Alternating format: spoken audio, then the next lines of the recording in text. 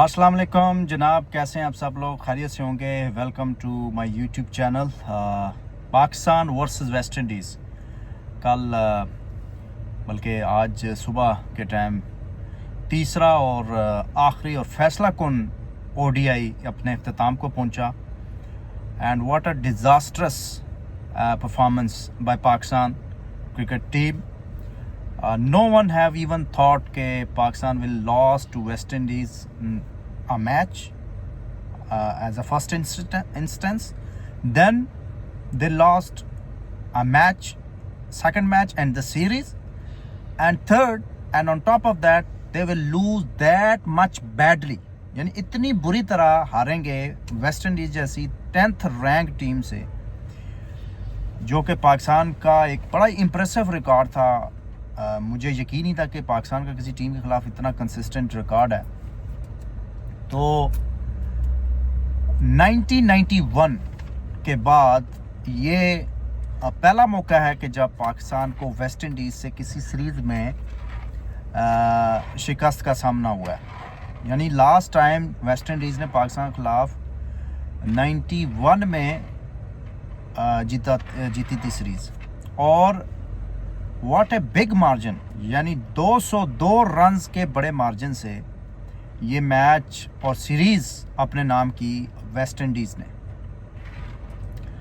कहाँ से शुरू करें और कहाँ पे इख्तिताम करें, मुझे तो ये समझ नहीं आ रही कि कैसे हम इस परफॉर्मेंस को ओवरऑल जज करें या इसके ऊपर क्या बात करें, किसको कसूरवार ठहराएं, किसको ना ठहराएं. ये एक बड़ी डिबेट है, एक लंबी डिबेट है. इसके ऊपर आगे जाके हम बात ज़रूर करेंगे. लेकिन ओवरऑल मैं अगर मुख्तसरन बयान करूं तो इसमें ऑल टुगेदर, यानी आप इसमें टीम सिलेक्शन से लेके जो ओवरऑल टीम सेलेक्ट हुई प्लस जो 11 सेलेक्ट होते रहे, दोनों पे एक बहुत बड़ी क्वेश्चन मार्क है. ऑन टॉप ऑफ दैट जो परफॉर्मेंस और जो सीरियसनेस रही इस सीरीज़ में सीनियर्स की तरफ से, that is another debate and that is another question. शुरू मैं करता हूँ इस सीरीज़ के ऊपर जो वेस्ट इंडीज़ में थी. T20 आई और फिर ODI. इस पे आने से पहले मैंने एक वीडियो रिकॉर्ड की. इनफैक्ट वो वीडियो रिकॉर्ड इस तरह हुई कि मैं मौका मिला एक जर्नलिस्ट से, एक बड़े नामी ग्रामी जर्नलिस्ट मोहम्मद फुरकान भट्टी से मेरी एक वीडियो है, वो भी आप जाके देख सकते हैं, बाबर आजम के ऊपर. तो उसका भी लिंक मैं इधर डिस्क्रिप्शन में दे दूंगा, लाजमी देखिएगा और अपना कमेंट ज़रूर बताइएगा कि वो उसके ऊपर जो हमारा एनालिसिस थे या जो हमारी डिबेट थी वो किस हद तक ठीक थी या उस पर क्या आपका राय है, वो भी ज़रूर बताइएगा. तो coming back to the point कि जनाब, इससे पहले वेस्ट इंडीज़ की टीम ने ऑस्ट्रेलिया के साथ एक फुल फ्लेज सीरीज़ खेली जिसमें 3 टेस्ट, 5 ODIs और आई थिंक 3 T20Is, यानी 11 मैच खेले गए वेस्ट इंडीज़ और ऑस्ट्रेलिया के दरमियान, और एक भी मैच वेस्ट इंडीज़ की टीम नहीं जीत सकी. और ऑस्ट्रेलिया ने अपनी अथॉरिटी शो करवाई ओवर वेस्ट इंडीज़. ऑल दो के वेस्ट इंडीज़ ने कुछ टफ टाइम दिया ऑस्ट्रेलिया को. 1-2 मैचेस में ऐसा लग रहा था कि शायद वेस्ट इंडीज़ मैच जीत भी जाए, लेकिन at the end of the day Australia ने बड़ी आसानी के साथ उनको काबू किया. तो अब जनाब पाकिस्तान की टीम जब उनके साथ खेलने के लिए आई तो एक ज़मीन आसमान का फ़र्क हमें लगा ऑस्ट्रेलिया की सीरीज़ में और वेस्ट इंडीज़, ऑस्ट्रेलिया की सीरीज़ में और पाकिस्तान की सीरीज़ में जो कि उन्होंने वेस्ट इंडीज़ के खिलाफ खेली. फर्स्ट हम T20 की अगर बात करें तो वेस्ट इंडीज़ की जो इस वक्त टीम है वो 10th रैंक टीम है और उनका जो मुकाबला है वो आयरलैंड के साथ, नीदरलैंड के साथ, जिम्बाब्वे के साथ या बांग्लादेश. तो खैर बहुत बेहतर टीम हो गई. अब बांग्लादेश को हमें नहीं कहना चाहिए कि वो अब उस तरह के मिनोज हैं, लेकिन इस तरह की जो मैंने दूसरी नाम लिए उनका कंपैरिजन अब उनके साथ होता है वेस्ट इंडीज़ का. ना West Indies T20 world cup के लिए क्वालिफाई कर रहा है, ना ICC वर्ल्ड कप 50 ओवर में क्वालिफाई कर रहा है, और ना ही वो ICC चैंपियंस ट्रॉफी में क्वालिफाई कर पा रहा है, क्योंकि 10th रैंक की टीम बन गई है वेस्ट इंडीज़ की टीम. लेकिन उस टीम के साथ भी पाकिस्तान ने एक T20 मैच हारा बमुश्किल जिसको कहते हैं वो T20 सीरीज जीती करते धरते। और बड़ी पैथेटिक वहाँ पे प्लानिंग, बैटिंग और बॉलिंग सब में हमें देखने को मिली। और फिर हम जब ODI की बात करते हैं, 2 सीनियर प्रो तशरीफ़ लाते हैं टीम में, रिजवान एज कैप्टन और बाबर आजम। तो ये भी जनाब कुछ कर नहीं पाते उस तरह जिस तरह इनसे एक्सपेक्ट किया जा रहा था। और बाबर आजम जो भी है जी, उसके ऊपर बात मैंने की है फुरकान भट्टी से। मेरा अपना पॉइंट ऑफ व्यू है कि जी जो मर्ज़ी आप उसके बारे में कहें, चाहे आप उसको मौजूदा दौर के लोगों से कंपेयर करें या प्रीवियस लोगों से कंपेयर करें, मैं पाकिस्तान की बात कर रहा हूँ, तो ही इज़ स्टिल हर लिहाज से वो एक कंप्लीट बैट्समैन है। परफॉर्म नहीं कर रहा पिछले 2-3 सालों से, ये एक बहुत बड़ी डिबेट है, इसके ऊपर हम ज़रूर बात कर सकते हैं। लेकिन उसको आप राइट ऑफ नहीं कर सकते, उसको आप टीम से आसानी से निकाल नहीं सकते, क्योंकि somehow is your best batsman from the available lot. अगर उससे कोई बेहतर बैट्समैन होता पाकिस्तान में, तो मेरा नहीं ख्याल कि वो बार बार उसके लिए T20 की भी खेलने की बात होती है, उसके ऊपर वनडे को निकालने की बात होती है, टेस्ट में भी निकालने की बात होती है। लेकिन समहाउ वो 2 साल परफॉर्म ना करने के बावजूद टीम के लिए एक लाजम मजलूम चीज़ बनी हुई है। तो इससे साबित होता है कि जो प्लेयर्स उसको रिप्लेस जो कर सकते हैं, उनमें इतनी कैपेबिलिटी नहीं है कि वो उससे बड़ा आके परफॉर्म कर सकें या उससे ज़्यादा वो आके अपना टैलेंट शो कर सकें, जिससे बाबर आजम की प्लेस को कोई मसला हो। I am all for it के बैक टू बैक आपके पास प्लेयर होने चाहिए, लेकिन अनफॉर्चुनेटली बाबर की रिप्लेसमेंट अभी तक उस तरह की नहीं है, जिसकी वजह से वो ना परफॉर्म करते हुए भी टीम का हिस्सा है। तो वनडे में अब सबसे जो बड़ा मसला रहा है कि मैं देख के हैरान रह रहा हूँ रिजवान साहब की कप्तानी में, कि अच्छी खासी वो कप्तानी की है। और उन्होंने क्रेडिट उनको मैं जाता है कि ऑस्ट्रेलिया और साउथ अफ्रीका में जाके जब पाकिस्तान जहाँ पे बहुत ही स्ट्रगल करता है, सोच नहीं सकता, 2 वहाँ पे बड़ी टीमों के खिलाफ उन्होंने उनके बैक यार्ड में जाके शिकस्त दी, सीरीज़ जीती ऑस्ट्रेलिया में और साउथ अफ्रीका में। This was a big achievement for Rizwan. लेकिन वहाँ पे अगर देखा जाए तो पाकिस्तानी बॉलिंग बड़ा डोमिनेट उन्होंने किया ऑस्ट्रेलिया में और साउथ अफ्रीका में। लेकिन यहाँ पे हम जब देखते हैं तो पाकिस्तानी बॉलिंग बिल्कुल लिथार्जिक बॉलिंग हमें मुझे नज़र आई। एक तो ये बात भी बिल्कुल ठीक है कि पूरे बॉलर्स ही नहीं हैं, 5 जेन्युइन बॉलर नहीं हैं और 4 बॉलर खेलते हैं। उसमें भी आप देख लें, शाहीन शाह अफरीदी डिक्लाइन, नसीम शाह डिक्लाइन, इन दोनों को खिला रहे हैं वनडे में। राउफ को एक मैच खिलाया, मुझे नहीं समझ आ रही कि बाकी 2 मैच उसको क्यों नहीं खिलाए। और हसन अली कम बैक उसने किया था PSL में, लग रहा था रिदम में, लग रहा था कि वो स्ट्रगल करके आया, लेकिन यहाँ पे उसने जिस तरीके से T20 आईज में और वनडे में मार खाई है, उसका कॉन्फिडेंस भी मुझे शेक नज़र आया। लेकिन ये तो 4 बॉलर वो खेलते रहे, साथ एक स्पिनर आ जाता था नवाज़ की सूरत में या इब्रार की सूरत में, तो 4 बॉलर्स हो जाते, 3 सीमर 1 स्पिनर। तो जो बाकी 5वां बॉलर है उसके केस में आप बॉलिंग हम देख रहे हैं जनाब जी, साइम अयूब 8, 9, 9, 10 ओवर करवा रहा है।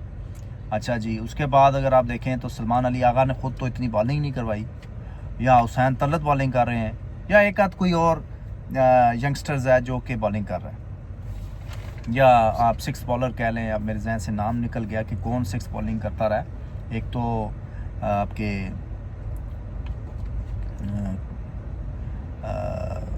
आगा हो गए, आगा ने तो ख़ुद बॉलिंग नहीं की, और आपका ये जो लेग स्पिनर है साइम अयूब।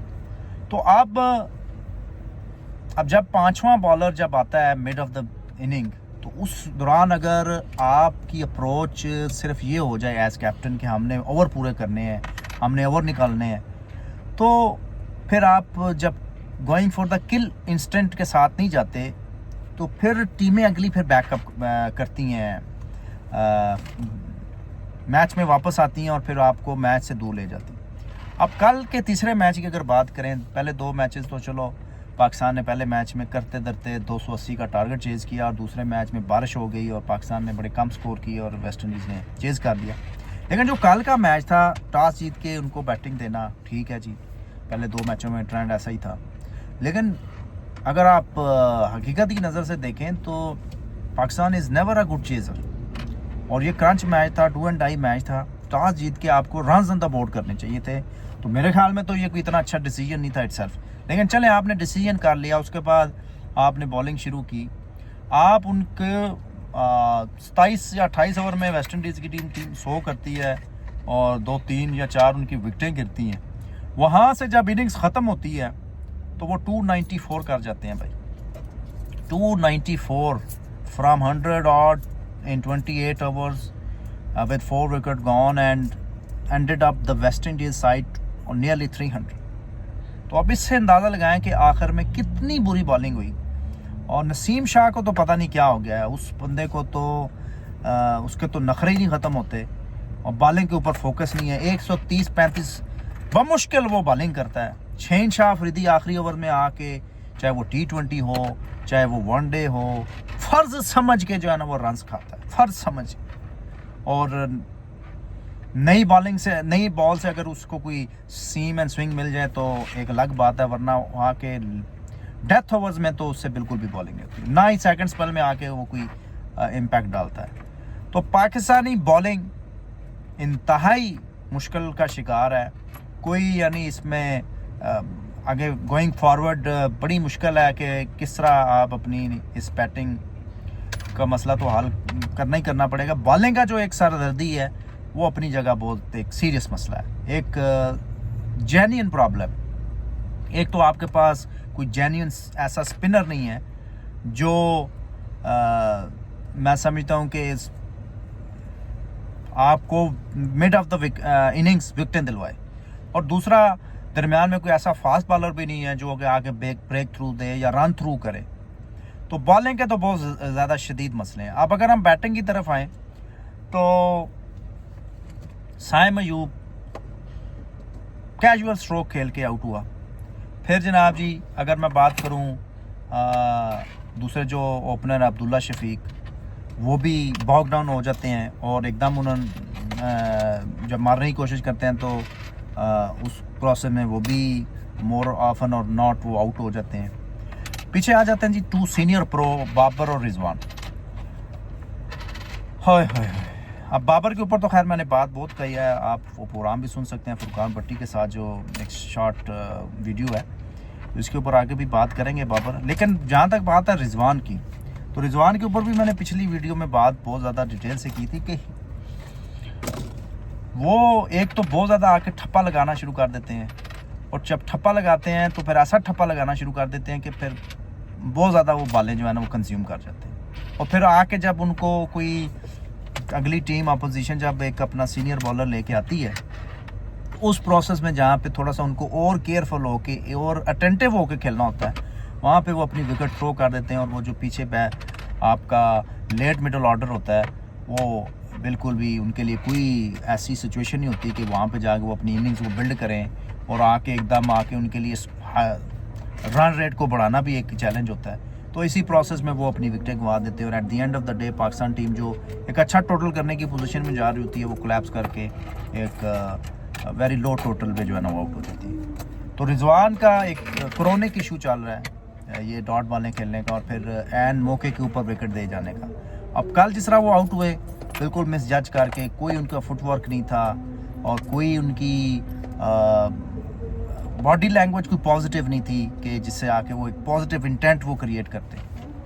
तो एक अंदर आती हुई सीधी बॉल के ऊपर उन्होंने लेफ्ट किया और बोल्ड हो गए। पीछे आपके हसन नवाज हैं, थोड़े से प्रॉमिसिंग हमें नज़र आए, लेकिन eight the same time consistency is more important than anything else in cricket. तो वो भी कल फ्लॉप हो गई और पूरी टीम जनाब जी 92 रन के ऊपर आपकी ढेर हो गई। यानी आपकी बैट्समैनों ने ज़रा भी जिम्मेदारी का मुजाहरा नहीं किया, किसी ने भी।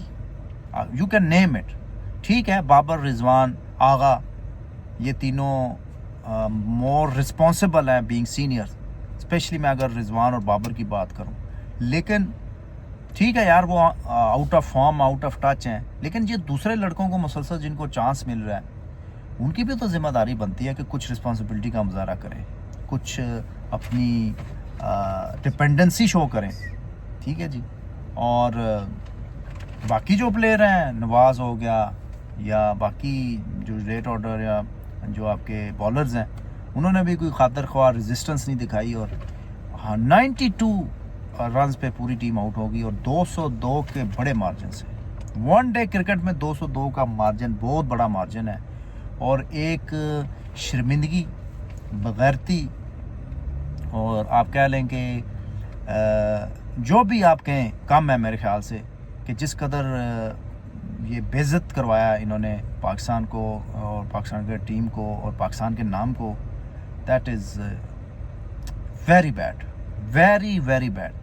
तो ये अब सिलसिला आगे क्या चलता है, बड़े सख्त इश्यूज़ हैं और रिजवान की कप्तानी भी अंडर प्रेशर है, अंडर क्वेश्चन है। और बाबर और रिजवान को मैंने जिस तरह पिछली वीडियो में कहा था कि अपने अप्रोच को चेंज करने की ज़रूरत है, उनको अपनी